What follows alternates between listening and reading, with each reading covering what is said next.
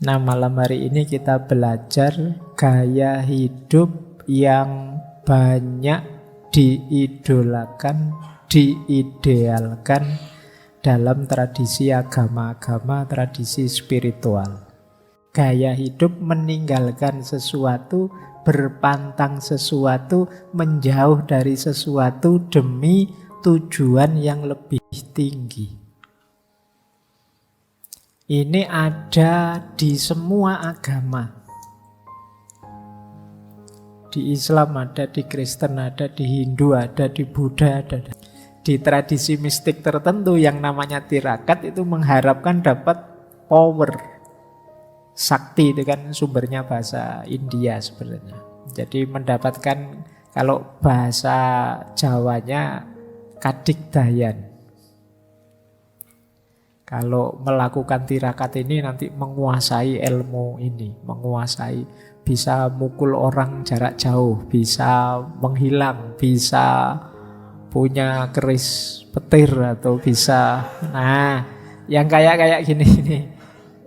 Jadi tirakatan ada yang memang fokusnya untuk dapat daya, kekuatan magis, kekuatan gaib. Ada yang memang tujuannya mendekat pada Tuhan. Di masyarakat biasanya dipandang orang ini istimewa, orang ini elit, orang ini superior. Jadi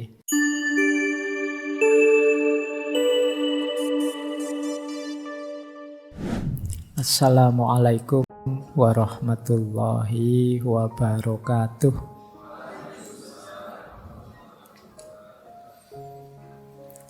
Bismillahirrahmanirrahim. Alhamdulillahi rabbil alamin. Assalatu wassalamu ala asyrafil anbiya'i wal mursalin Sayyidina wa maulana Muhammadin wa ala alihi wa ashabihi wa man tabi'ahum bi ihsanin ila yaumiddin. Amma ba'du.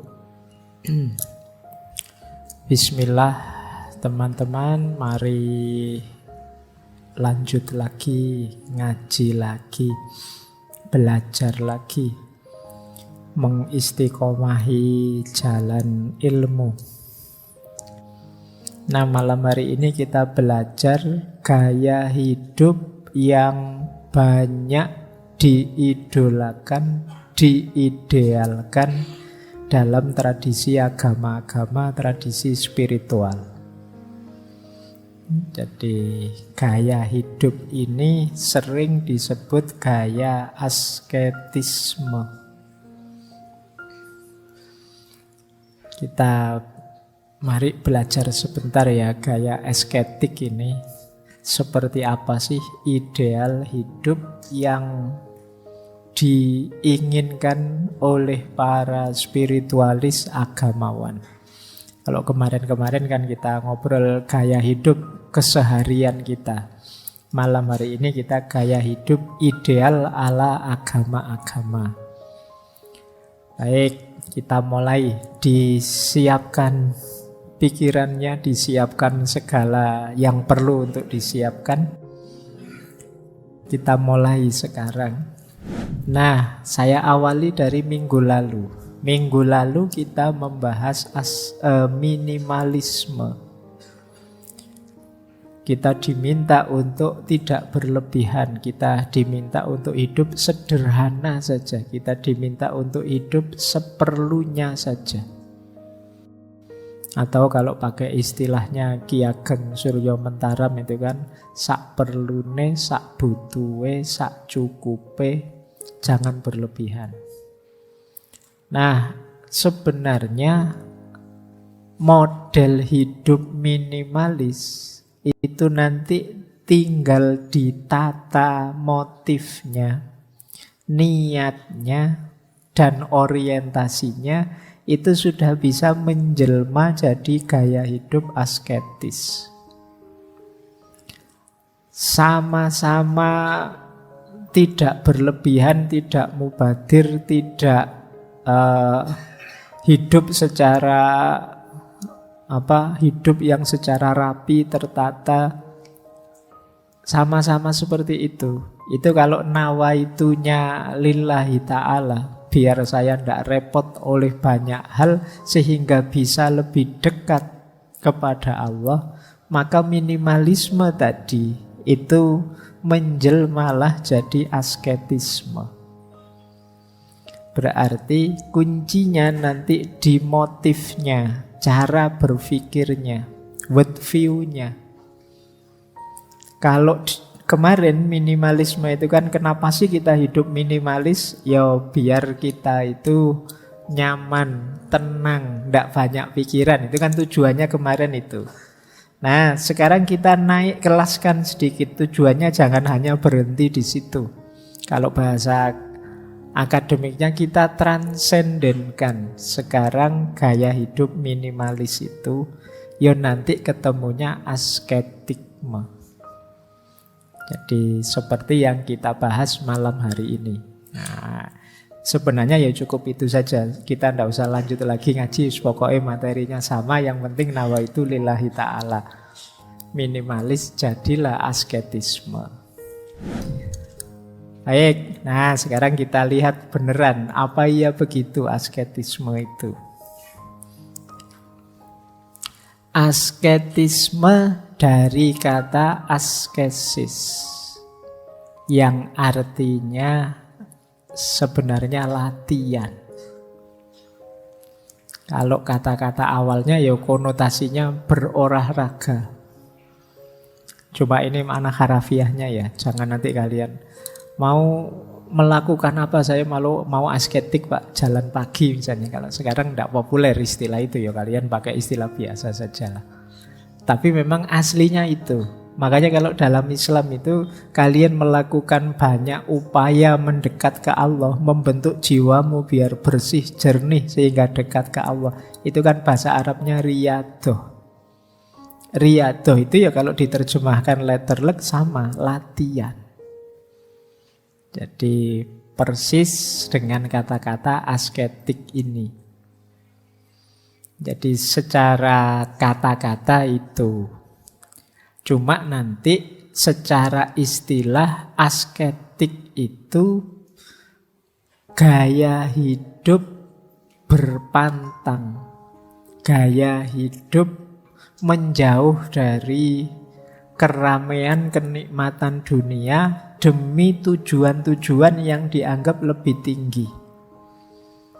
Nah, itu gaya asketik. Mungkin teman-teman ingat kalau orang Jawa punya istilah tirakat. Nah, orang tirakat itu gaya hidup asketik. Sebenarnya mungkin tirakat itu ya dari bahasa Arab juga. Taroka yatruku, meninggalkan.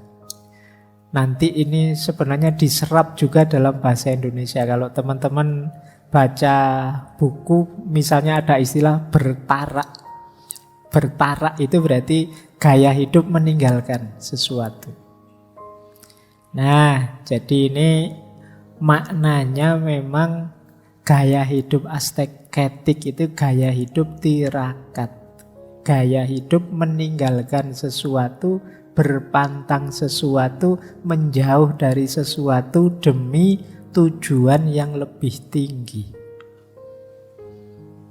Ini ada di semua agama. Di Islam ada, di Kristen ada, di Hindu ada, di Buddha ada. Hampir di semua agama ada. Para biarawan, biarawati, sufi, darwis, yogi, sanyasi, ada semua. Gaya hidup model asketik ini. Makanya tadi bahasa saya, ini gaya hidup yang banyak diidealkan. Kalian kan senang baca cerita-ceritanya para sufi yang tidak suka dunia, yang menjauh dari dunia dan lain sebagainya. Ya senang baca saja, kalau menjalani kan tidak mudah. Tidak gampang. Ini kalau usia kita dan model-model kita ini mungkin ya abot.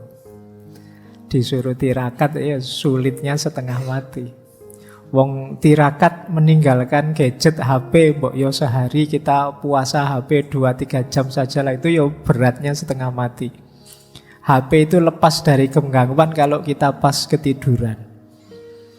Iya kan? Bahkan tidak tidur kita kan, mau tidur itu kan pegang HP sampai ketiduran. Jadi kadang-kadang malah tidak bisa tidur karena pegang HP terus penasaran terus. Habis lihat TikTok yang ini kok yo penasaran selanjutnya apa. Lihat lagi selanjutnya apa lagi. Tidak berhenti-berhenti. Terus paginya mengeluh, aku kok tidak bisa tidur ya. Salamu dewe. Nyekel HP kok tidak putus-putus. Ya kan, kita tarak tirakat gadget saja berat. Tapi filosofinya tirakat itu memang kita harus siap meninggalkan sesuatu demi meraih sesuatu yang lebih besar. Kita harus siap menjauh demi nanti ketika kembali tambah tangguh. Logikanya orang latihan itu kan begitu. Jadi kalau kalian ingin jago bulu tangkis atau jago sepak bola itu kan latihan dulu. Latihan dulu itu jangan kesusu tampil tanding. Bikin dirimu tangguh dulu. Mungkin fase latihan itu bisa lebih berat daripada fase tandingnya sendiri. Nah, itu gunanya riyadhah. Jadi cara hidup semacam ini kalau bahasa filsafatnya namanya asketisme. Jadi gaya hidup antitesisnya orang banyak yang hanya ingin senang-senang saja menikmati hidup. Sementara gaya hidup asketik itu ingin menjauh dari keramaian hidup. Nanti kita belajar pelan-pelan. Nah, tujuannya memang ada yang duniawi, ada yang ukhrawi. Ada yang duniawi, ada yang spiritual. Bahkan ada yang jenis kesaktian-kesaktian. Di tradisi mistik tertentu yang namanya tirakat itu mengharapkan dapat power. Sakti itu kan sumbernya bahasa India sebenarnya. Jadi mendapatkan, kalau bahasa Jawanya, kadigdayan. Kalau melakukan tirakat ini nanti menguasai ilmu ini, menguasai, bisa mukul orang jarak jauh, bisa menghilang, bisa punya keris petir atau bisa, yang kayak gini nih. Jadi tirakatan ada yang memang fokusnya untuk dapat daya kekuatan magis, kekuatan gaib. Ada yang memang tujuannya mendekat pada Tuhan. Pasrah diri sepenuhnya ke ranah ilahiyah. Ada yang tujuannya duniawi. Saya puasa 40 hari ini Pak, biar rezekiku lancar. Nah, ini tujuannya duniawi. Jadi tirakat-tirakat hidup asketik untuk tujuan duniawi. Saya ini sekarang uzlah di hutan Pak, tujuannya biar anak cucu saya besok makmur semua, sejahtera semua. Nah, ini tujuan duniawi. Ada yang tujuan spiritual, pasrah sepenuhnya pada Allah. Tidak meminta efek pamrih-pamrih duniawi. Ya tujuan duniawi itu kayak teman-teman kalau pas lagi ujian kok mero-mero rajin tahajud. Kalau pas lagi ada pamrihnya tiba-tiba rajin Senin Kemis. Nah, itu tujuan-tujuan duniawi. Jadi padunya atau pamrihnya. Nanti begitu rajin tahajud terus dilihat terakhir, IP saya kok tetap saja tidak naik ya, padahal sudah tahajud loh, terus akhirnya males tahajud. Ya karena pamrihmu pamrih duniawi. Jadi sama saja kamu tahajud sepanjang malam males belajar ya, tidak bisa jawab akhirnya. Nah, tapi ada tujuan-tujuan duniawi, tujuan-tujuan spiritual, bahkan kadang-kadang ada tujuan-tujuan kesaktian, daya magis. Makanya orang yang melakukan hidup asketik itu di masyarakat biasanya dipandang orang ini istimewa, orang ini elit, orang ini superior. Jadi itu persepsi di tengah masyarakat. Baik, kita lanjutkan ya sebelum nanti kita masuk ke praksisnya dalam Islam. Nah, ini buahnya. Kalau tadi tujuannya berarti dari manusianya, kalau ini buahnya. Dari berbagai konsep hidup, gaya hidup asketik, itu secara umum orang menganggap gaya hidup asketik itu punya manfaat menyembuhkan, memurnikan, meremajakan, refreshment spiritualitas. Kalau teman-teman merasa tiba-tiba saya kok rasanya belakangan banyak sekali berdosa, Pak. Saya belakangan ini kok banyak sekali terjebak dalam hidup yang buram, gelap misalnya. Coba sebagai obat salah satu alternatifnya pilih gaya-gaya hidup asketik. Dalam rangka apa? Membersihkan. Refreshment. Biar spiritualitasmu hidup lagi, segar lagi. Sudahlah Pak, saya tak puasa dulu mungkin bulan-bulan ini biar lebih dekat sama Allah. Saya tak nambah volume ibadahnya biar lebih dekat sama Allah. Saya tak menjauh sebentar dari orang-orang ramai biar lebih dekat sama Allah. Nah, ini fungsi yang banyak disebut refreshment, peremajaan spiritual. Kemudian untuk hidup yang lebih baik, khususnya hidup yang hakiki, karena hakikatnya hidup ini kan kembali kepadanya, ilaihi roji'un. Nah, kan kita sering disindiri sama ustadz-ustadz, sama kiai-kiai. Wong akhir hidup kita ini kan jelas kematian. Kok jarang orang mempersiapkan kematian. Nah, persiapan menuju kematian itu apa? Hidup asketik. Jadi melakukan praksis-praksis asketik. Kemudian yang ketiga, menuju pencerahan, kesadaran diri, realisasi diri. Termasuk khususnya kesadaran betapa fananya dunia dan betapa ranah batin itu lebih sejati. Ini kita sadari lewat perilaku-perilaku asketik.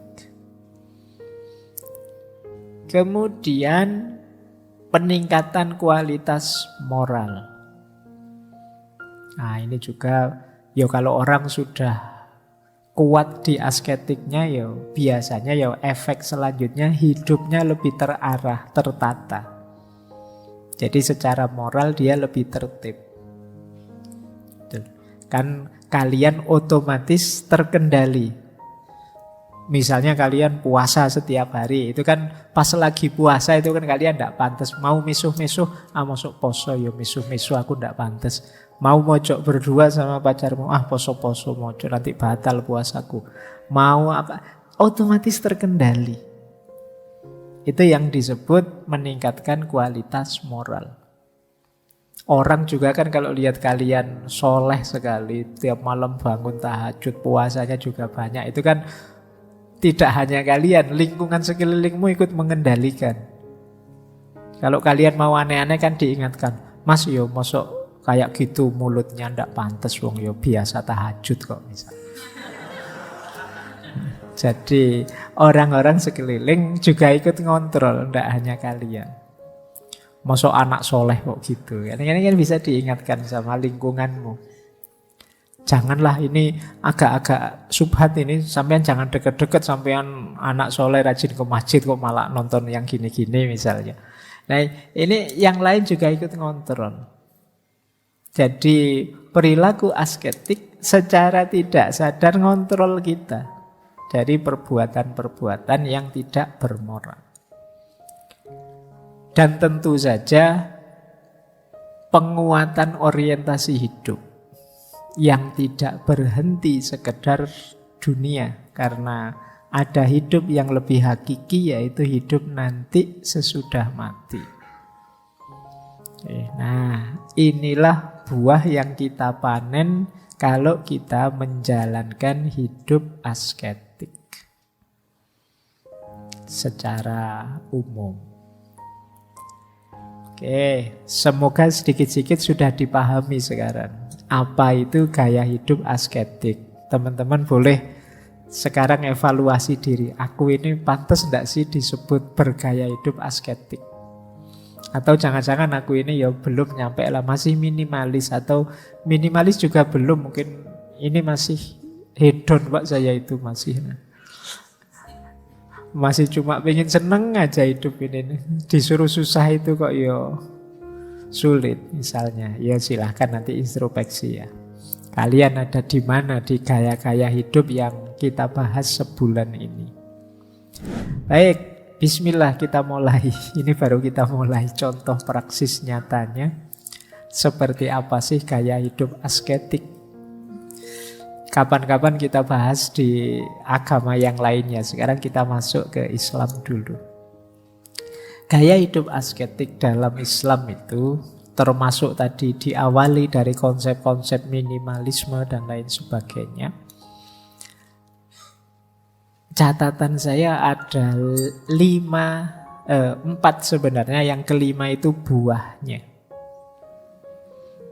Jadi yang pertama qanaah, yang kedua zuhud, yang ketiga uzlah, yang keempat riyadhah, dan puncaknya atau buahnya itu dzauk. Ini pakai bahasa Arab semua ya. Malam hari ini kita ngaji beneran. Tidak apa-apa ya. Yang pertama qanaah. Qanaah itu mudahnya merasa cukup, ridho dengan apapun situasi yang sekarang aku hadapi. Ini mirip prinsip minimalis kemarin. Orang qanaah itu tidak banyak menuntut. Dia menerima. Saya kerja capek-capek kok yo UMR-nya cuma sekian toh yo misalnya. Itu versinya orang yang qanaah, ya sudah, mungkin rezekiku jatahnya sekian. Itu qanaah namanya. Oke ya. Wong yo rezeki itu kan tidak dihitung besarannya misalnya. Kata orang qanaah ya begitu ya. Jangan marah yang kemarin kalian protes-protes UMR. Cuma ini memang gaya hidup qanaah itu begitu. Jadi sudahlah, apapun yang diberikan Allah aku terima. Ini konteksnya hubungan dengan Allah ya. Terus zuhud. Zuhud itu mudahnya nanti kita bahas satu-satu. Jiwa yang tidak lagi terikat, jiwa yang tidak lagi tertarik oleh hal-hal duniawi. Ini orang mentalnya zuhud. Orang ini loh diberi uang banyak ndak mau. Khawatir nanti kalau punya uang banyak malah mikir aneh-aneh, malah ndak karu-karuan. Ini jiwa orang semacam ini namanya orang yang zuhud. Diberi jabatan tinggi loh, beliau lebih milih menolak. Karena khawatir dengan jabatan yang tinggi nanti beliau melakukan hal-hal yang dilarang. Ini namanya orang zuhud. Nanti ada lagi uzlah. Uzlah itu menjauh dari keramaian dalam rangka mendidik jiwa agar tidak terlalu cinta dengan dunia. Ini namanya uzlah. Kenapa jiwamu harus dididik? Karena jiwa yang terlalu cinta dengan dunia sulit dikendalikan. Setelah bisa qanaah, zuhud, uzlah, 3 hal ini sebenarnya kondisi jiwa. Nanti baru riyadhah. Riyadhah itu ya tadi melakukan latihan-latihan, melakukan zikir, ibadah yang banyak mendekat pada Allah. Kalau diri kita terbentuk bisa qanaah, bisa zuhud, bisa uzlah, istiqomah dalam riyadhah, insya Allah akan menemukan lauk. Lauk itu kita bisa menikmati keimanan. Kita bisa menikmati kedekatan kita dengan Tuhan. Lauk itu makna literalnya rasa. Kita bisa merasakan indahnya dekat dengan Tuhan, indahnya mencintai dan dicintai Tuhan. Ini tergantung kondisi mental kita tadi, qanaah, zuhud, ujlah, dan istiqomah kita dalam riyadhah. Selama ini kan lebih sering perintah-perintah agama itu jadi beban dalam hidup kita, diakui atau tidak. Kalian kan lagi santai-santai ngobrol, adzan, Allah baru ngobrol sebentar sudah harus sholat lagi. Misalnya itu kan rasanya kayak agama itu beban sekali. Nanti Pak Ustadzmu bilang, Alhamdulillah Ramadan datang, mari kita gembira. Gembira bagaimana 1 bulan tidak makan ya, berat ya. Itu berarti apa? Kalian belum bisa merasakan zauknya, rasanya. Nah, untuk bisa merasakan zauknya perlu tirakat, perlu gaya hidup asketik tadi, penataan jiwa, penataan mental melalui qanaah, zuhud, uzlah, riyadhah. Jadi ini rumusnya.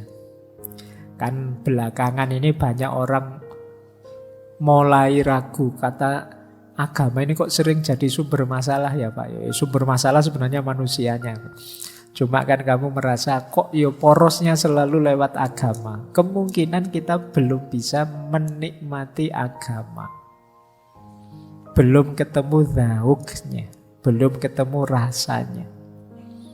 Kalau bahasanya hadis itu manisnya iman.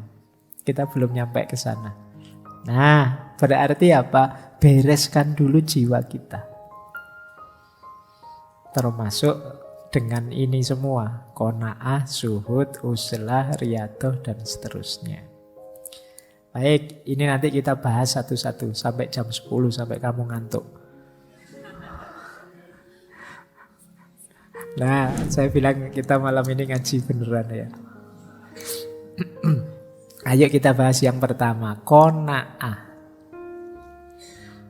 Jadi saya bilang tadi, qanaah itu kondisi jiwa yang merasa cukup. Kemarin minggu lalu kita belajar minimalisme. Mungkin sampai hari ini kalian berat menjalankan gaya minimalis itu. Kenapa? Jiwamu belum terbentuk qanaah.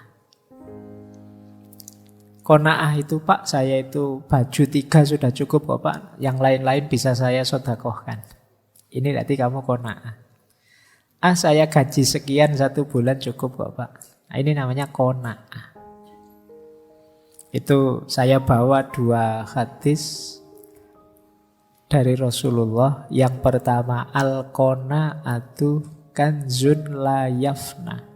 Qanaah itu khazanah yang tidak mungkin habis. Kalau jiwamu qanaah, itu hakikatnya kalian saat itu juga jadi orang kaya. Dan tidak ada habisnya. Jadi kalau ingin kamu nyaman, tidak sibuk, terlalu sibuk mikir dunia, kembangkan jiwa qanaah. Apa saja yang diberikan oleh Allah saya terima. Kondisiku seperti apa saja aku rela. Nah, ini qanaah namanya. Ada hadis yang lain yang bunyinya qad aflaha man aslama wa ruziqa kaffafat wa qana'ahullahu bima atahu. Sungguh bahagia orang yang bisa pasrah pada Allah. Jadi kalian kan sering galau, sering gelisah, sering sumpek, sering berbagai masalah. Kalau tips dari Nabi apa? Pasrahkan pada Allah. Apapun itu. Aku kalau sholat kok tidak bisa khusyuk ya. Pasrahkan ya Allah, saya pasrahkan ini loh. Kualitas sholat saya seperti ini. Mohon dimaklumi. Nah ini pasrah. Lega nanti hatimu sambil ya berusaha diperbaiki. Ya Allah, saya hari ini banyak bohongnya. Mohon terima diriku apa adanya ya Allah. Aku pasrah wis. Nah ini qad aflaha man aslama, akan mengurangi banyak beban di hatimu. Jadi kegalauan-kegalauanmu mungkin akan lebih ringan kalau kamu mampu aslama, pasrah pada Allah. Ya kayak kemarin waktu kita membahas minimalisme kan, seolah-olah kita itu kan semua orang kaya terus mengurang-urangi segalanya. Tapi sebenarnya kan bagi yang tidak punya duit, Pak, saya minimalis gimana, wong saya tidak punya apa-apa misalnya. Saya sudah otomatis minimal. Maka konsepnya tidak sekedar mengurangi atau hidup sederhana, tapi qanaah. Jadi qanaah itu ya sudah menerima apapun situasi. Ini lebih penting. Jadi maka bahagialah orang yang bisa pasrah dan rezekinya itu levelnya cukup. Tidak berlebih dan tidak kurang. Itu harus bahagia orang yang rezekinya cukup. Rezeki cukup itu kan pingin apa saja cukup. Tidak berlebihan. Jadi ya kayak iklannya apa, salon pas itu loh. Pas butuh ini pas ada. Pas butuh itu pas ada. Atau kayak semboyannya Raden Mas Sosrokartono itu loh, sugih tanpa bondo. Sugih tanpa bondo itu kalau katanya Raden Mas Sosrokartono kan, aku itu kalau butuh apa saja ada, meskipun hakikatnya aku tidak punya. Kenapa begitu? Karena aku banyak teman. Jadi di antara makna sugih tanpa bondo kalau Raden Mas Sosrokartono itu, dia pokoknya hidup itu fokus berbuat baik pada orang lain. Jadi saya terus banyak teman. Kalau saya banyak teman, butuh apa saja kadang-kadang datang sendiri meskipun aku tidak punya. Ini namanya sugih tanpa bondo. Beliau kan buka pengobatan di Bandung itu, nolong banyak orang. Prinsipnya kan kantong bolong. Pokoknya aku punya apa saja tak bagi ke orang lain. Akhirnya temennya banyak di mana-mana. Di rumah tidak ada apa-apa, tapi pas butuh apa saja ada. Tiba-tiba kok pengen makan enak, tiba-tiba ada temen datang, yuk makan yuk tak traktir. Ini kamu tergolong orang yang kaya berarti. Butuh apa-apa cukup. Nah itu kalau bahasa hadis ini waruziko kafafat, diberi rezeki yang cukup. Apapun itu rezeki, mungkin dalam bentuk harta, benda, nilai, mungkin kuliah itu. Nilaimu berapa? Cukup, Pak. Ya kan enggak apa-apa, sih penting lulus kan, nilainya cukup. Daripada yang awak enggak lulus-lulus, saya cukup saja, nang cepet lulus, nang selesai. Oke ya, itu waruziko kafafan. Terus wa qana'ahullahu mimma atahu. Allah menakdir batinmu qanaah terhadap apapun yang diberikan oleh Allah. Jadi Allah membuat kita qanaah, itu sudah cukup sudah. Jadi alternatifnya kan dua, ya Allah penuhi semua kebutuhanku atau buatlah aku merasa cukup dengan apapun pemberianmu. Nah, qana'ahu itu ya yang kedua ini, ya Allah buatlah aku merasa cukup dengan apapun yang Engkau berikan padaku. Rasa cukup ini namanya qanaah. Baik, kita lanjutkan. Nah, ini prosedurnya, ini saya ambil banyak malam hari ini dari Imam Ghazali ya. Prosedur jiwa yang cukup itu diawali dengan ridho, dilanjutkan ikhtiar, usaha, terus sambil berdoa dan sabar istiqomah, dipungkasi dengan tawakal. Tawakal itu pasrah pada Tuhan tadi. Jadi perhatikan proses 5 itu. Yang pertama ridho. Ridho itu kamu menerima kondisimu sekarang apa adanya. Itu namanya ridho. Saya ridho ya Allah, tinggi saya cuma 150. Tidak apa-apa. Atau yang saya ridho ya Allah, tinggi saya banget ya Allah 180. Saya itu kesulitan. Kalau masuk rumahnya, kos-kosannya teman harus menunduk misalnya. Kita ridhoi apapun pemberiannya Allah. Nah, kalau sudah, ya jangan diam saja. Ya kita tetap ikhtiar. Ingin memperoleh apa yang kita butuhkan, usaha. Jadi qanaah bukan berarti pasif. Diam saja, ya diupayakan. Biar tadi nilainya tidak cuma cukup saja, jadi naik, jadi baik, ya kan kamu harus belajar. Nah, usaha harus kamu tambah doa biar tidak sombong. Jangan merasa, saya bisa ini Pak, ini tanpa doa saya yakin sukses ini. Enggak. Kita manusia itu enggak ada satupun yang bisa dan berani memastikan bahwa usaha kita pasti buahnya, hasilnya sesuai yang kita inginkan. Jadi hidup ini tidak seeksak itu. Disitulah gunanya doa. Kalau saya sih tenang saja Pak. Saya itu kalau berkaca itu saya tahu saya itu gantengnya luar biasa. Jadi pastilah saya dapat jodoh. Nanti jodoh saya mesti cantik misalnya. Enggak, jangan dikira. Hidup tidak seeksak itu. Tidak sepasti itu. Di situ gunanya doa. Orang tua saya kaya Pak.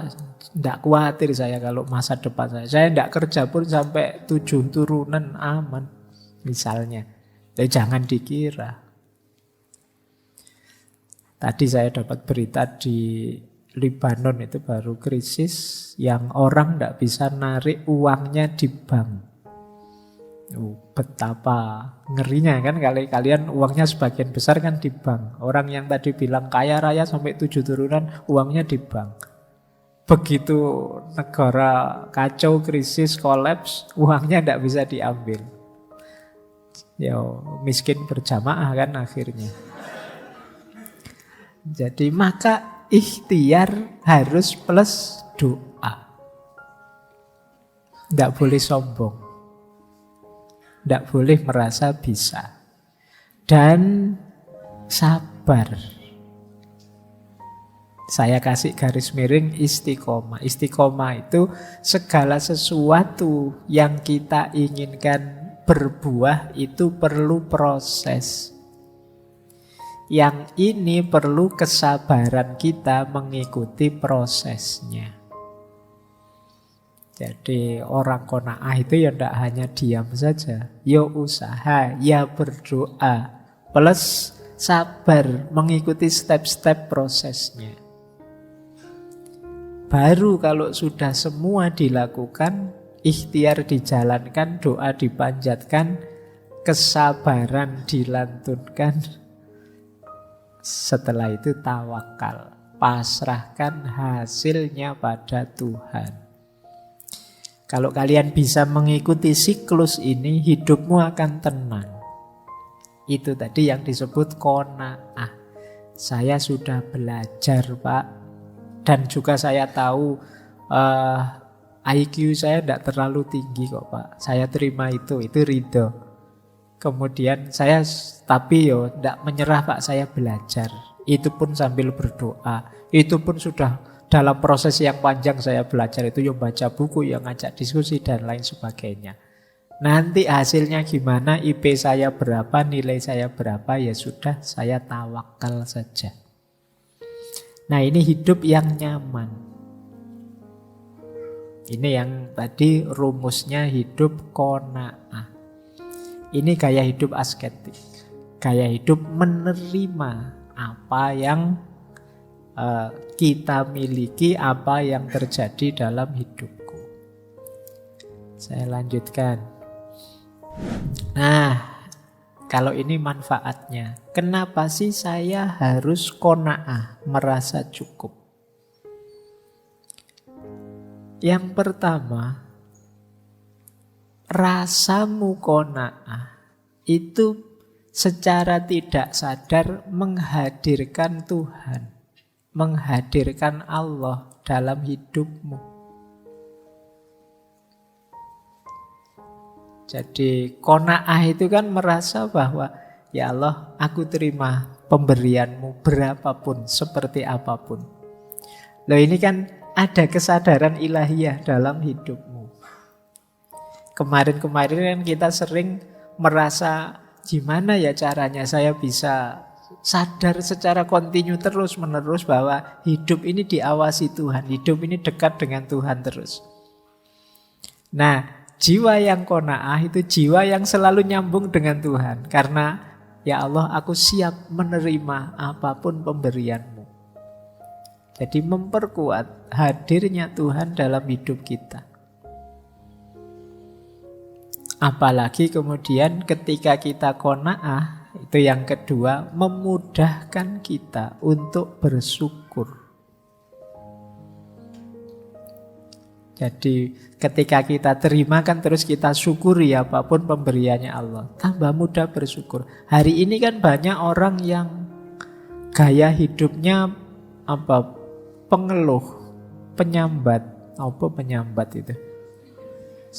Suka sambat. Apa saja dikeluhkan. Karena cara berpikirnya serba negatif.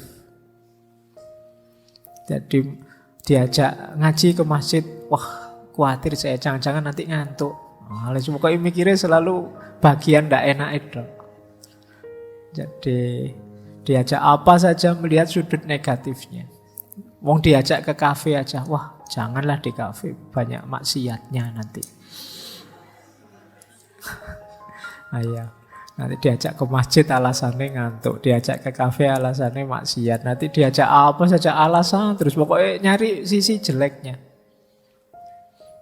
Kuliah pagi mengeluh, wah kuliah kok pagi-pagi Pak, belum bangun. Nanti kuliah siang, Pak panas-panas gini Pak, suruh mikir. Kuliah sore ya, Pak kampusnya mau tutup Pak, Bapak ndak berhenti-berhenti. Lah terus kapan kuliah yang enak itu? Pagi kamu sambat, siang kamu sambat, sore sambat. Oke ya, berarti kamu kurang qanaah. Ayo qanaah, biar bisa bersyukur. Alhamdulillah Pak, kuliahnya pagi. Saya bisa terbantu, bisa bangun pagi. Alhamdulillah Pak, jadwalnya siang. Saya tidak harus ke susu-susu. Ini pagi-pagi masih bisa aktivitas macam-macam. Alhamdulillah Pak, kuliahnya sore, tidak terlalu panas, juga tidak pagi-pagi, santai sambil menikmati sore misalnya. Apa saja bisa kita syukuri, apa saja bisa kita keluhkan. Maka ayo latihan qanaah biar mudah bersyukur. Oke ya, ini rumus hidup. Orang bahagia itu sebenarnya orang yang bersyukur, itu saja. Bahkan kalau di Al-Quran kan malah kita diiming-imingi la in syakartum la azidannakum. Kalau engkau bersyukur, aku tambah. Ini sebenarnya sangat logis. Kalau kita ngasih orangnya senang terus, terima kasih ya, yang diberi kemarin itu saya menikmati sekali. Itu kan kita pingin memberi lagi, biar dia tambah senang. Tapi kalau kita dikasih tapi diam saja, ndak terima kasih, itu kan kita yang ngasih. Ini senang ndak ya? Jangan-jangan ndak cocok, jangan-jangan ndak suka. Kita mikir kalau mau ngasih lagi kan. Wong dia merengut terus itu, ndak ada senyum-senyumnya, jangan-jangan ndak seneng saya beri ini. Ya sudah, ndak tak beri lagi. Nah, kalau orang yang bersyukur, seneng kan kita melihatnya. Yowis, gampang nanti saya tambah. Berarti kamu seneng saya beri ini. Itu kalau bahasa Al-Quran kan tadi, kalau engkau bersyukur aku tambah. Yang ketiga, hidup yang lebih baik, hidup yang lebih enak, hidup yang lebih nyaman, hayat yang thayyibah. Sering saya bilang, hidup itu kalau pengen bahagia kita harus kenal batas. Nah, qanaah itu melatih kita tidak berlebihan. Dua hal yang sama antara mengenali batas dan tidak berlebihan. Kalau sudah ngerti batas, jangan ditabrak. Kalau kalian lampaui batas itu, yang semula membahagiakan bisa menyusahkan. Kalian kuatnya makan 1 piring, tapi berhubung ditraktir temenmu, kamu nekat. Mumpung gratis Pak, terus kamu nambah 2 piring. Itu blunder kamu. Kamu anggap piring kedua itu nikmat, siksaan akhirnya bagimu. Kenapa? Kamu lupa berhenti. Kamu tidak tahu kapan harus merasa cukup. Jadi ini manfaat ketiga dari qanaah. Yang keempat tentu saja melindungi kita dari salah, dari dosa. Kenapa? Yang kita urusi semakin sedikit. Tidak terlalu banyak, tidak terlalu berlebihan. Kemudian memperoleh kekayaan yang hakiki. Kekayaan yang hakiki itu kan rasa cukup tadi. Kalau pakai parameter minimalisme minggu lalu, barang yang kita miliki berguna semua. Bukan barang-barang buah keinginan yang kalau sudah beli terus dibuang. Kenapa dibuang? Tidak cocok. Atau kemarin rasanya kayak butuh sekali, tapi begitu dibeli, ternyata tidak kepakai. Berarti kekayaan kita tidak hakiki. Ya kayak kalian, kayak kemarin itu loh, kalau sedang terlena oleh flash sale apa oleh apa, itu kan kamu apa wae diklik. Wah ini mumpung murah Pak. Loh ya jangan murahnya dulu lah, kamu butuh apa enggak? Ya kan? Oh ini kaosnya 100.000 dapat 6 loh Pak, luar biasa. Akhirnya begitu kaosnya datang, wah saya sedekahkan saja Pak. Lah iya masalahmu sendiri kemarin, serakah gara-gara murah. Oke ya, yuk punya barang-barang kekayaan yang hakiki yang memang kita butuhkan saja. Dan mulia, orang qanaah itu kebalikannya orang tamak. Kita kan tidak nyaman lihat orang tamak. Nah kalau lihat orang qanaah, tidak ambisius, tidak agresif, itu kan enak. Dimuliakan di masyarakatnya. Baik, ini manfaatnya qanaah. Ini quotes, sekali-sekali quotesnya bahasa Arab ya. Biar saya tidak diprotes, Pak orang barat terus Pak quotesnya. Ya wis ini orang sana yang pakai bahasa Arab. Imam Ghazali dan Imam Bushairi. Kata Imam Ghazali, wajadtu atwalan nasi hummam al-hasud wa ahna'uhum isyan al-qanu. Aku dapati orang yang paling lama gelisah dalam hidupnya itu orang-orang yang hatinya penuh kedengkian. Dan orang yang paling tenang dalam hidupnya orang yang qanaah. Ini kata Imam Ghazali ya. Maka kalau teman-teman ingin lebih tenang, bersihkanlah batinmu dari rasa dengki pada siapapun. Hidupmu akan lebih lama tenang. Orang yang sumpek terus-terusan itu orang yang dengki. Karena dia dikejar-kejar kedengkiannya, ingin mencari jeleknya orang yang dia dengki. Nah itu hidupmu lebih tidak tenang. Kalau ingin tenang apa? Qanaah. Ada lagi qaul dari Imam Bushairi.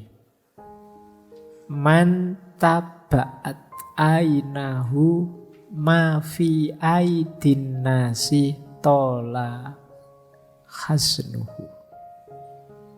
Barang siapa yang mengikuti pandangan matanya, ngelirik-ngelirik, melihat-lihat yang dimiliki orang-orang di sekelilingnya, dia akan panjang sedihnya. Kita itu kan sering sedih karena lihat, ya Allah, HP ku kok ini HP merek jadul sekali, temenku mewahnya HP-nya, kan terus kamu sedih. Ya Allah, bajuku itu loh, baju merek apa ini, temenku yuk bajunya kok mahal-mahal gitu ya, terus kamu sedih. Ya Allah, motorku ini tahun 70-an, temenku motornya tahun 2002. Ya, sedih kamu. Kenapa? Salahmu sendiri, lihat kiri kanan. mengikuti pandangan matamu. Ya Allah, temanku punya gandengan semua. Kok iya? Kapan aku ini? Ayo, salahmu sendiri, tolak-tolak kiri kanan. Mbok ya sudah, kamu setia dengan HP-mu saja, ndak usah lihat kemana-mana. Oke ya. Jadi ini hubungan dengan qanaah tadi. Kita biasanya sering tergoda karena lihat kiri kanan. Temanmu punya macam-macam, bisa macam-macam. Akhirnya kamu sakit, kamu sedih. Baik, kita lanjutkan. Sekarang yang kedua, zuhud. Jadi zuhud ini kayak hidup yang meninggalkan segala sesuatu dan sibuk dengan Allah saja. Itu definisi dari para ulama ya, saya kumpulkan jadi satu. Ini juga gaya asketik kalau dalam Islam. Ada definisi zuhud itu membatasi keinginan atau angan-angan. Zuhud itu, kata Syekh Junaid al-Baghdadi, menganggap kecil dunia dan menghapus pengaruhnya di hati. Atau ada yang bilang zuhud itu tidak merasa putus asa kalau ada harta benda dunia lepas dari genggaman, dan tidak merasa terlalu senang ketika ada hal-hal duniawi yang datang. Atau zuhud itu terbebasnya hati dari ketergantungan pada selain Allah. Ini dari Ibnu Ajibah yang nulis syarahnya Hikam. Intinya zuhud itu hati kita yang sudah tidak lagi terpesona oleh dunia dan fokus pada Tuhan saja, pada Allah saja. Tidak lagi terpesona, tidak lagi jatuh cinta, bukan berarti tidak punya dunia, tidak bekerja, tidak punya apa-apa, enggak. Tapi kita tidak cinta dengan itu semua, tidak terikat dengan itu semua. Fokus cinta kita hanya pada Tuhan saja. Ini namanya jiwa yang zuhud. Orangnya namanya zahid. Tuh. Jadi saya ndak iri kok kalau hanya HP terbaru. Saya ndak iri juga kalau hanya kendaraan paling mutakhir. Saya juga ndak terlalu iri kalau cuma pasangan hidup. Fokus saya ridhonya Tuhan saja. Asal Tuhan ridho padaku, semuanya kecil. Nah, ini bisa kamu alasan nanti kalau dikritik, kamu kok jomblo? Itu ndak menggelisahkanku. Asal Tuhan ridho, aku rela pokoknya. Tapi ini beneran, orang zahid itu sibuknya hanya tentang Allah saja. Nah, ini gaya hidup asketik namanya zuhud. Ini ciri-cirinya. Saya ndak yakin kalian bisa membaca itu. Kecil-kecil tulisannya ya. Saya baca langsung saja karena waktunya. Zuhud itu menganggap bahwa kesenangan dunia hanya sementara. Akhirat lebih baik dan lebih kekal. Apa dunia dibuang? Tidak. Dunia adalah tempat untuk menyiapkan hidup bahagia di akhirat. Jadikan dunia kendaraan untuk menuju akhirat. Orang zuhud itu mengeluarkan cinta dunia, memasukkan cinta pada Allah. Orang zuhud itu melepaskan diri dari ketergantungan pada makhluk. Tergantung ya pada Tuhan saja. Orang zuhud itu menganggap bahwa bahagia itu bukan materi tapi spiritualitas. Bahagia itu bukan harta tapi rasa cukup, rasa puas.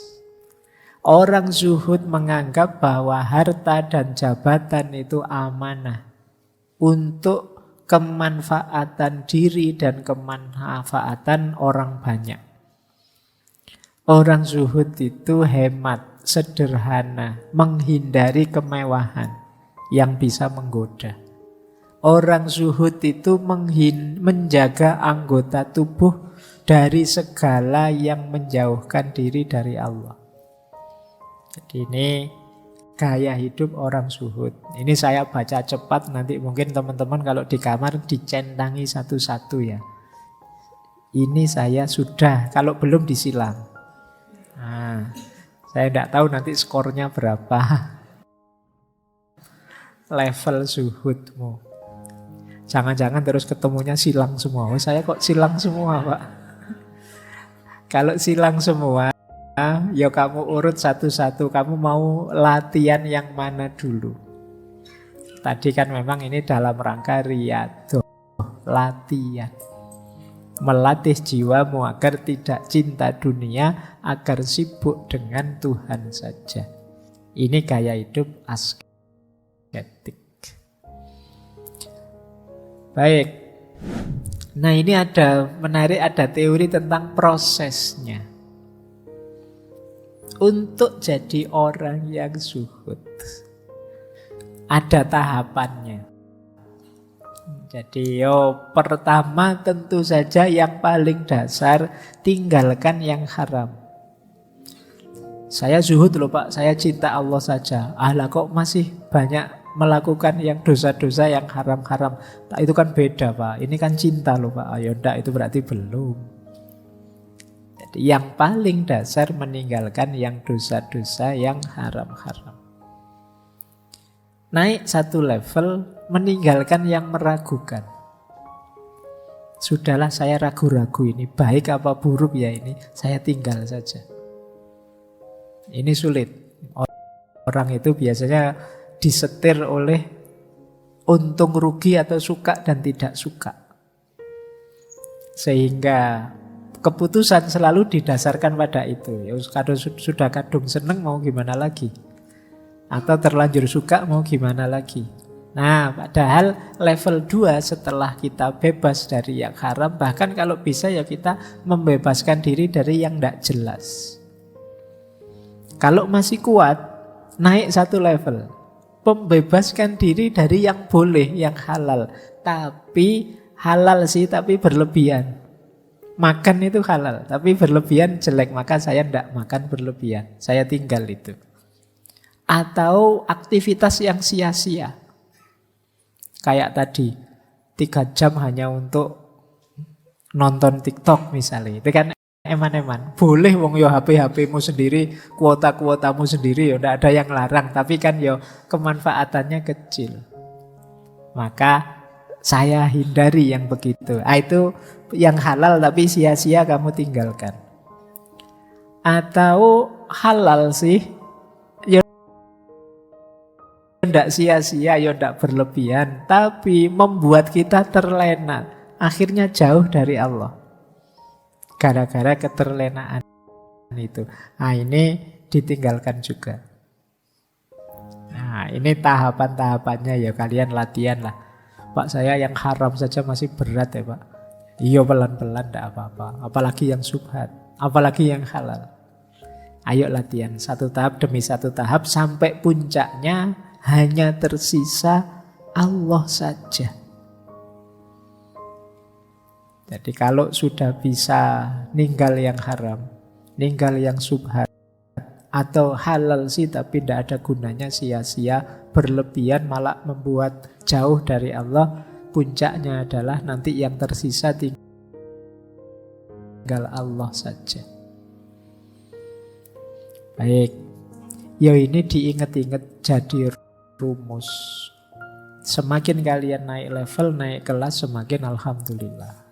Inilah gaya hidup zuhud.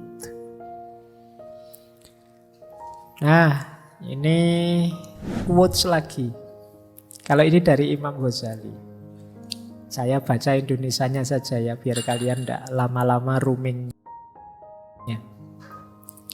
Kata Imam Ghazali, zuhud itu tidak sama dengan meninggalkan harta. Ketahuilah, banyak orang mengira orang yang meninggalkan harta duniawi itu orang zuhud. Padahal tidak mesti demikian. Kenapa? meninggalkan harta dan berpenampilan buruk itu mudah saja, ringan saja bagi mereka yang berambisi dipuji sebagai zahid. Hari ini kan banyak orang dia belum zuhud, tapi sudah acting zuhud. Jadi, kalau saya dunia itu anti sudah, Pak Duni tidak punya duit. Ini kan acting saja, batinnya sebenarnya rindu pingin punya banyak uang, tapi gayanya biar kelihatan seperti zahid, terus dia merendah-rendahkan uang, padahal dia butuh uang. Apa uang itu? Apa dunia itu? Nanti setelah itu diberi sangu besar, alhamdulillah. Jadi hakikatnya bukan itu. Monggo saja kalau punya harta. Banyak sufi juga kaya, tapi batinnya tidak terikat oleh dunia yang dia miliki. Seandainya kekayaan itu saat itu juga habis hilang, dia tidak akan sedih. Ini namanya batin yang tidak terikat oleh dunia. Kadang-kadang unik, ada hukum timbal balik. Yang kita hindari-hindari justru datang, yang kita kejar-kejar justru lari. Ini salah satu rumus dalam hidup itu kan. Banyak paradok-paradok. Nah, banyak ulama itu yang jiwanya sangat zuhud, tapi kaya. Entah dari mana hartanya datang. Meskipun beliau-beliau tidak menginginkan itu dan tidak melekat di situ. Jadi punya harta atau tidak punya harta belum jadi ukuran jiwa seseorang sudah zuhud. Jadi zuhud itu berarti kondisi jiwa kita yang tidak cinta, tidak terikat oleh dunia. Zuhud itu hati yang bersih dari duniawi. Imam Ghazali di yang bawah itu mencontohkan Nabi Sulaiman itu pemilik kerajaan yang luar biasa, punya kekuasaan yang luar biasa, tapi beliau ini termasuk orang yang zuhud. Jadi tidak kecewa, tidak sedih seandainya kehilangan harta atau kehilangan kekuasaannya. Alah wong dunia saja kok. Nah itu mentalnya orang zuhud. Waduh saya habis ketipu ini berapa puluh juta. Dunia saja kok. Tidak harus disedihkan sampai segitunya. Ini berarti jiwamu sudah jiwa zuhud. Jadi yang membuatmu sedih hanya Allah saja. Kalau kamu merasa, waduh aku kok merasa melakukan dosa seperti ini ya, nanti jangan-jangan Allah murka. Kamu galau di sini, tapi tidak galau kalau uangmu hilang, atau kalau gajimu turun, atau kalau kiriman orang tuamu tidak datang-datang. Tidak apa-apa. Jiwamu berarti jiwa zuhud. Oke ya, jadi ini gaya hidup asketik. Namanya zuhud. Nah, terus ada lagi uzlah. Kalau uzlah ini lebih ekstrim daripada zuhud. Karena dalam uzlah itu tidak sekedar hatinya, tapi tubuhnya juga menghindar dari keramaian. Jadi uzlah itu dari kata-kata azala ya'zilu, i'tazala ya'tazilu. Ini artinya apa? Mengasingkan diri dari dunia ramai. Dalam rangka apa? Melatih batin biar bisa zuhud. Kan kadang-kadang kita harus latihan dulu, tadi namanya riyadhah. Wah Pak, kalau saya masih di circle saya yang sekarang, sulit saya menumbuhkan jiwa zuhud. Pingin zuhud kok tiba-tiba diajak ngafe, pingin zuhud tiba-tiba diajak touring, healing, tiba-tiba diajak. Wah, kapan saya zuhudnya ini Pak? Nah, bisa ambil strategi riyadhah dengan cara uzlah. Menjauh dulu deh. dari keramaian. Nanti kalau batinnya sudah kuat, tidak mudah tergoda, turun lagi. Nah, ini sebenarnya salah satu laku dalam tasawuf. Namanya uzlah. Para ulama dulu ya banyak yang melakukan uzlah dalam rangka menjaga diri biar tidak mudah tergoda. Menjauh dari keramaian, menenggelamkan diri. Biar tidak kelihatan dulu. Dalam rangka apa? Latihan. Kalau kita hari ini kan takut. Kemarin kan ada FOMO. Takut dia anggap tidak ada. Sehingga kalian pokoknya pingin tampil terus, pingin kelihatan terus. Waduh Pak, channel YouTube saya sudah seminggu ini tidak ada isinya, harus bikin konten ini. Pokoknya kamu pingin tampil terus. Kamu lupa logika tadi, logika riyadhah tadi. Mending kamu puasa dulu, jangan tampil. Nanti kalau sudah hebat baru bikin konten yang luar biasa. Daripada memaksa tampil terus tapi tidak berkualitas. Nah, ini logiknya FOMO kan yang sering dipakai kemarin. Nah, uzlah melatih yang sebaliknya. Jauhkan dirimu. Lakukan riyadhah dulu, mendekat dulu pada Allah. Baik. Nah, ini ada beberapa, ini saya ambil dari kitabnya Imam Ghazali ya, Ihya Ulumuddin. Ini salah satu hadis yang Rasulullah Nabi Muhammad menyarankan kita di situasi tertentu menjauh. Jangan terlalu terlibat. Kata beliau begini, bersabda beliau, apabila engkau menyaksikan manusia pada ingkar janji dan amanah yang dipercayakan pada mereka, kemudian mereka menjadi begini. Menjadi begini itu beliau memasukkan jemari yang satu ke jemari yang lain. Maksudnya apa? Mereka ini sibuk bertengkar dan berkonflik. Jadi kalau sekelilingmu sudah tidak karu-karuan, isinya orang gegeran, orang konflik saja. Para sahabat terus tanya, lalu apa yang harus kami lakukan wahai Rasulullah? Tetaplah kalian berada di rumah kalian, jaga lidahmu baik-baik. Yo, saya tambah ya sekarang, jaga jempolmu baik-baik.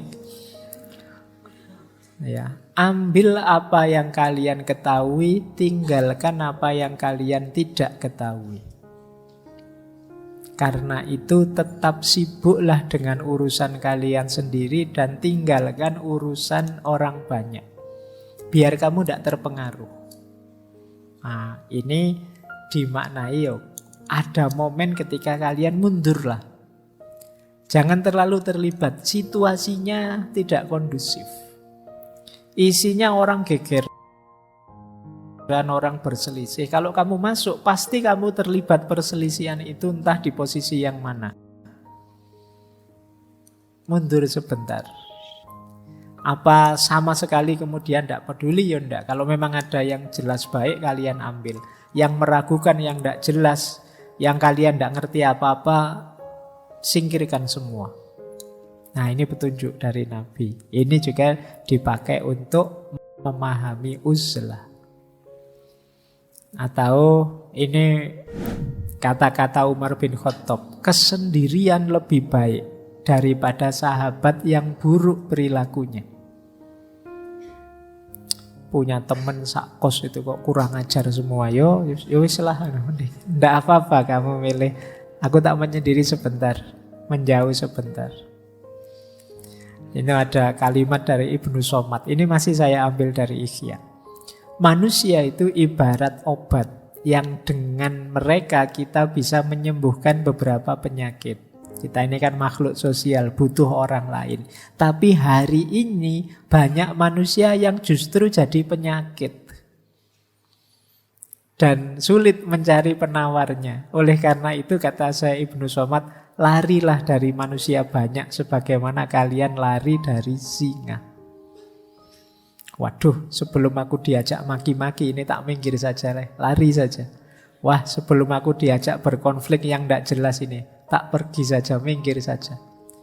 Waduh, sudah nyinggung-nyinggung cebong dan apa? Aku tak mikir saja, itu sudah tidak produktif mesti diskusinya. Boleh. Karena kamu menganggap tidak kondusif situasinya sudah. Uzlahlah, jernihkan dirimu. Karena kalau kamu terlalu terlibat di dalam, biasanya sulit jernih. Kalian ngerti sesuatu secara nyata itu kan kalau ambil jarak sebentar, ambil jarak sedikit. Kalian tidak akan tahu kalau tembok ini warnanya hijau kalau wajahmu nempel di tembok. Nempel jadi satu. Kan tidak jelas ini hijau apa putih, kan tidak jelas. Orang itu kelihatan ganteng apa cakep itu kan kalau ada jarak sedikit. Oh ya kamu ganteng. Tapi kalau wajahnya nempel itu ganteng dan tidak ganteng tidak masalah. Tidak ada bedanya. Wong yo tidak jelas karena nempel. Maka ambil jarak untuk bisa berpikir jernih. Nah, itu antara lain dengan uzlah. Oke, ini ngaji beneran kalau ini tidak apa ya. Ini saya ambil dari kitab Hikam Syekh Ibnu Athaillah As-Sakandari. Ini memang bagian tentang uzlah. Maknanya dalam, cuma saya bawa Arabnya saja, belum sempat menerjemahkan. Jadi ini masyhur sebenarnya. Yang pertama ya, nanti saya artikan pelan-pelan.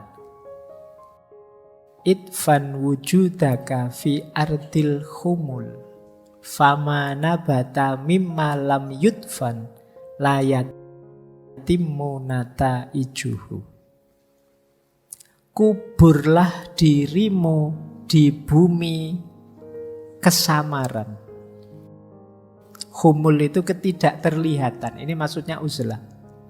Khumul itu tertutupi sehingga tidak terlihat. Ini mungkin yang diserap dalam bahasa Jawa jadi kemul. Kalau kamu pakai kemul kan tidak kelihatan. Jadi idfan wujudaka fi ardil khumul. Kuburlah dirimu secara tersembunyi. Kenapa? Karena sesuatu yang tumbuh dari biji yang tidak ditanam dalam, itu tumbuhnya juga tidak sempurna. Biji itu kalau ingin tumbuhnya bagus, ya kamu tanam yang proper, yang dalam. Jangan sekedar kamu sebar di atas tanah. Berarti apa? Dia harus disembunyikan dulu, baru dia bisa tumbuh jadi tanaman yang bermanfaat. Kalau tidak kamu tanam, kalau tidak kamu sembunyikan dulu, ya dia tidak akan muncul sebagai tanaman buah yang bermanfaat. Itu yang dimaksud idfan wujudaka fi ardil khumul.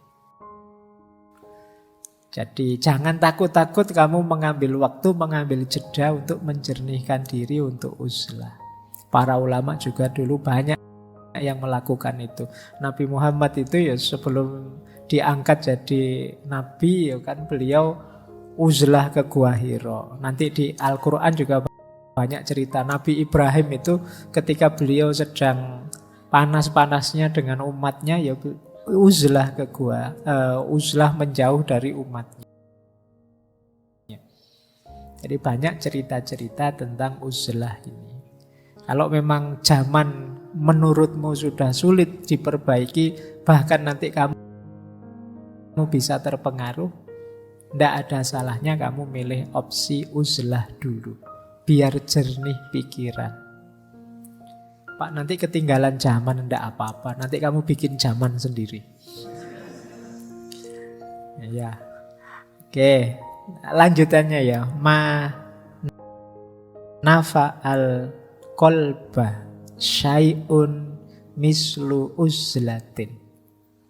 Tidak ada yang lebih bermanfaat untuk hati kita sesuatu sebagaimana uzlah. Yadkhulu biha maidana fikrotin, yang kita masuk ke sana menuju medan kontemplasi, medan refleksi. Filsafat kan sering menyarankan ayo kontemplasi, ayo tafakur, ayo refleksi. Ini mungkin kita lakukan kalau kita menjauh melakukan uzlah. Kalau terlibat terus ya kita tidak sempat mikir, tidak sempat tafakur. Ayo nyari momen sendiri. Nah, kalau bahasa lainnya kan itu. Nyari momen sendiri itu dalam rangka apa? Berpikir, merenungi hidup kita, tafakur, kontemplasi. Jadi itu antara lain gunanya uzlah. Bukan kan banyak quote-quote itu, carilah momen sendiri. Tapi momen sendiri itu tidak sekedar untuk kamu bisa YouTubean sendiri, TikTokan sendiri, WA-an sendiri. Enggak. Maksudnya untuk tafakur, kontemplasi. Nah, terakhir ini dari Syekh Ibnu Athaillah. Kaifa yusriku qalbun suwarul akwani muntabi'atun fi mir'atihi. Bagaimana kolbu kita, hati kita bisa mendapat cahaya dari Tuhan. Wong di dalamnya sudah penuh dengan gambar-gambar. Gambar-gambar realitas, suwarul akwani muntabi'atun, terpatri fi mir'atihi, di cerminnya. Kenapa kita sulit menangkap cahayanya Allah? Kita terlalu sibuk dengan urusan dunia, hati kita penuh dengan hal-hal duniawi. Tempat untuk Allah hadir dengan cahayanya tidak ada. Disitulah saatnya kita harus mengambil jarak, mundur sebentar, memberi space agar cahaya bisa masuk. Mungkin batin kita terlalu penuh dengan gambar-gambar. Kalau istilahnya Syekh Ibnu Athaillah gambar-gambar. Kalau teman-teman mungkin tidak hanya gambar ya, ada videonya segala. Isinya macam-macam. Jadi cahayanya Allah tidak bisa masuk. Am kaifa yarhalu ilallah wa huwa mukabbalun bisyahwatihi. Bagaimana engkau bisa berjalan kepada Allah kalau engkau terbelenggu oleh syahwatmu? Bagaimana dia bisa berjalan pada Allah sementara dia terbelenggu oleh syahwatnya? Nah, ini juga nasihat untuk yang hidup asketik. Yuk melepaskan diri dari belenggu syahwat. Kita akan sulit maju ke depan kalau dibelenggu oleh syahwat. Am kaifa yatma'u ayat hula khadratallah wa huwa lam yatatohhar min janabati ghaflatihi. Bagaimana dia bisa mengharapkan masuk ke hadirat Allah, dekat dengan Allah, sementara dia belum membersihkan diri dari kelalaiannya. Janabati ghaflah, ini janabah, kayak orang junub. Orang lalai tapi tidak sadar-sadar. Gimana bisa dekat dengan Allah? Wong kamu itu lalai dan tidak sadar-sadar. Yang terakhir, am kaifa yarju ayyafhama daqaiqal asror wa huwa lam yatub min hafwatihi. Bagaimana engkau menghendaki bisa paham hal-hal rahasia yang halus, yang tidak kelihatan, sementara engkau tidak tobat dari kesalahanmu.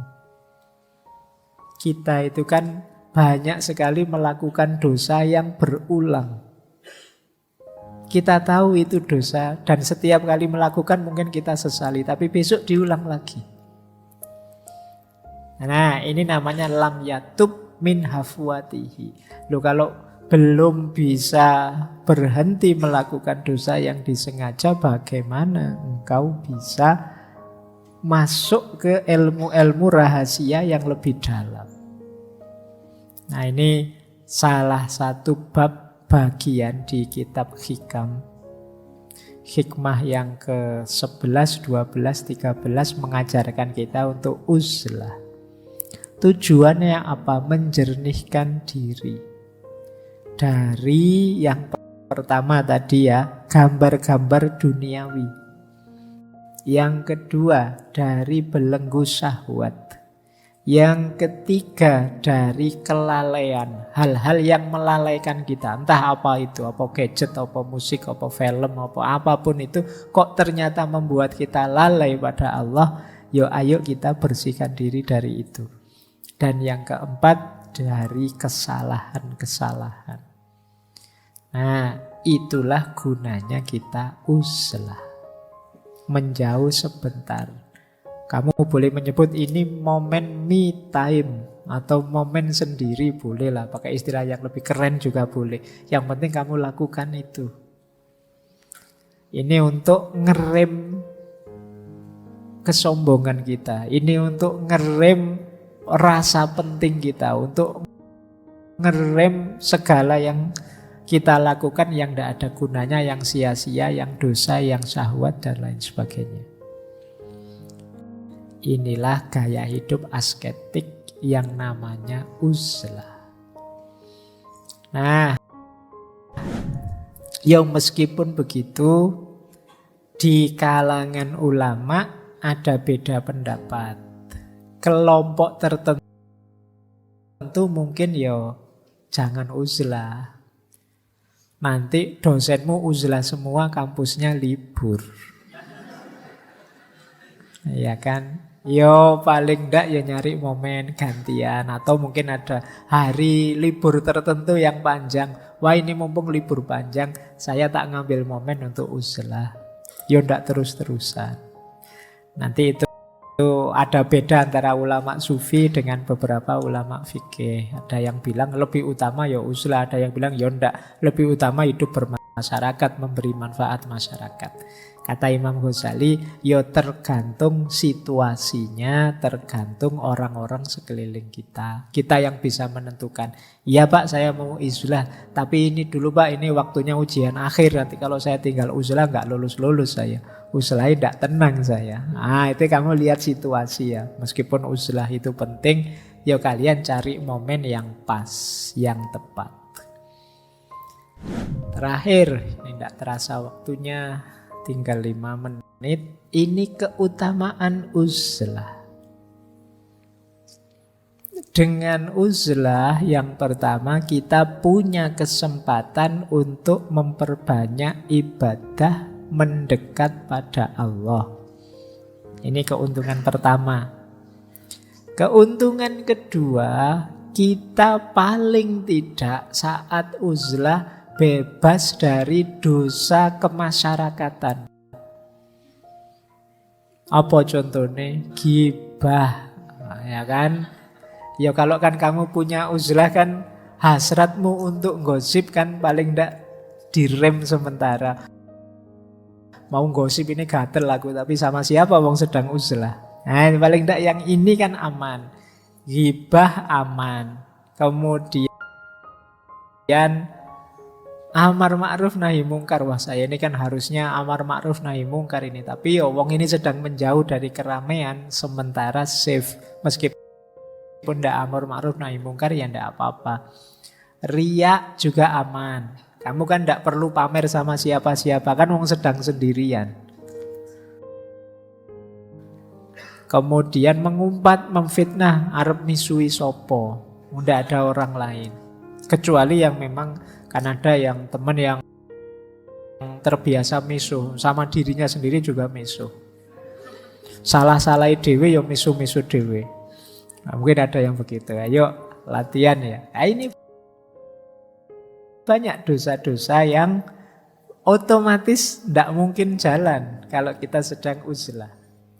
Kemudian membebaskan kita dari pertengkaran, perselisihan, atau percakapan yang tidak ada gunanya, yang sia-sia. Jadi uzlah menyelamatkan kita paling tidak dari ini. Termasuk basa-basi yang tidak perlu, tidak penting, yang kadang membuat kita capek. Kalau ada orang kan kadang kita senyum, kita tapi begitu orangnya lewat, capek misalnya. Nah, kita kan sudah tidak butuh itu lagi kalau sedang uzlah. Jadi ini aman paling tidak kan. Jadi dosa-dosa, kesalahan-kesalahan kemasyarakatan paling tidak libur sebentar saat kita uzlah. Meskipun uzlah ini kita pakai momen latihan, memperkuat diri. Sehingga nanti kita balik lagi jadi orang yang lebih berkualitas. Kemudian menyelamatkan diri dari gangguan atau cercaan orang lain. Orang juga tidak bisa menjangkau kita tidak bisa menjangkau mereka. Kemudian putusnya harapan orang banyak atas kita dan harapan kita atas orang banyak. Ketika kita uzlah kan kita tidak berharap sudah pada banyak orang, wong kita sendirian. Orang banyak juga tidak bisa menemui kita, wong kita sedang uzlah. Tidak bisa saling memanfaatkan, tidak bisa tadi saling melakukan kejelekan, tidak bisa saling mencela, melihat dengan buruk, pokoknya tidak bisa, wong kita sedang menjauh. Ini keuntungan. Kita kan kemudian tidak harus capek, itu kata selanjutnya. Karena mustahil mendapat kerelaan orang banyak dan memuaskan semua orang. Kita kan kalau dalam situasi normal kan pingin semua seneng. Kita ingin menyenangkan semua orang, itu kan capek. Memuaskan semua orang, itu kan capek. Maka putusnya harapan kita pada orang banyak dan harapan orang banyak pada kita. Nah, yang terakhir ini mungkin level kita. Kalau ini orangnya bodoh kayak kita selamat dari membodohi orang lain atau menyusahkan diri kita sendiri karena kebodohan kita. Jadi orang lain aman dari kebodohan kita dan keburukan kita. Minimalkan itu. Jangan dikira waktu kita uzlah terus kamu membayangkan, wah teman-temanku ini mesti merasa kehilangan. Siapa tahu mereka bersyukur, alhamdulillah. Sekarang punya teman yang satu yang biasanya ngerepoti ini sedang uzlah, bebas kita sementara. Nah, yo paling tidak kan dapat itu temanmu. Jadi kamu dapat pahala dari temanmu yang bahagia. Meskipun kamu pontang-panting uzlahnya, tapi ya lumayanlah membahagiakan orang kan pahala. Jadi ini keutamaan uzlah, bagian dari hidup asketik. Kalau uzlah masih belum kuat, nanti bisa lanjut kholwat. Kholwat ini lebih nyepi, biasanya kamu malah nyari tempat khusus, kamar sempit yang lebih sempit dari biasanya untuk benar-benar mendidik diri. Atau mungkin kalian milih riadoh yang lain yang lebih cocok untuk kalian. Paling tidak manfaatnya uzlah ini kalian bisa merenungi diri. Kan ini bagian dari keutamaannya orang hidup itu kan memahami diri, merenungi diri, mengenali diri dan mengenali batas hidup kita. Sehingga kita hidup di tataran guna, baik guna untuk diri kita maupun guna untuk masyarakat sekeliling kita. Tidak di tataran kesia-siaan. Jadi ngobrol yang sia-sia, beli barang yang sia-sia, teman yang sia-sia, itu perlu dievaluasi semua. Sering minggu lalu kan kita bilang ya di antara yang harus dibersihkan itu ya tidak hanya harta, mungkin pikiran, mungkin juga pertemanan, mungkin juga apa saja ya, kalau memang tidak penting ya saatnya bersih-bersih. Wah teman yang ini toksik banget ya, ngerusak terus atau ya saatnya bersih-bersih. Wah pikiranku itu loh kok mengarahnya ke yang gitu-gitu terusnya, ya saatnya bersih-bersih pikiran. Itu gunanya uzlah, menjauh sebentar. Ya terserah kalian momennya. Mungkin Pak, saya mungkin bisanya uzlah itu ya cuma akhir pekan Pak. Ya monggo saja. Oh, saya bisanya setahun sekali Pak kalau pas libur panjang. Monggo saja. Saya bisanya sih sebentar-sebentar Pak kalau akhir malam saja. Monggo saja. Ambil momen sesuai yang kamu mampu. Jadi yang lebih penting kan aktivitas riadohnya dalam uzlah itu.